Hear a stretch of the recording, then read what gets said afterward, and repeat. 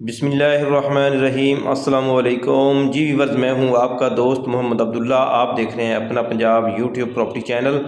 दोस्तों, आज आपके लिए 16 एकड़ ज़रूरी ज़मीन लेके हाज़िर हूं। उम्मीद है आपको पसंद आएगी।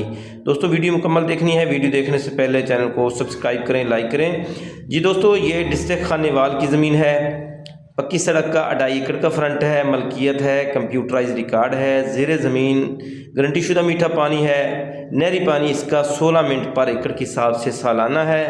और इस ज़मीन के अंदर आप हर किस्म की फसल काश्त कर सकते हैं। मेरा ज़मीन है, पक्के वट ज़मीन है। इसमें चावल की फसल, कपास, मकई, गंदम, आलू और कमाद वगैरह इसमें काश्त कर सकते हैं।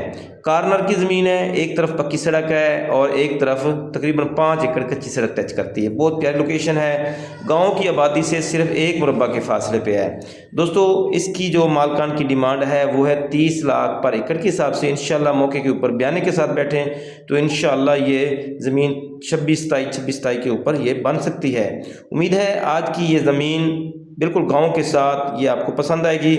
अल्लाह हम सबको अपनी हिफ्ज़ व अमान में रखे। मुझे दीजिए इजाज़त। अल्लाह निगहबान।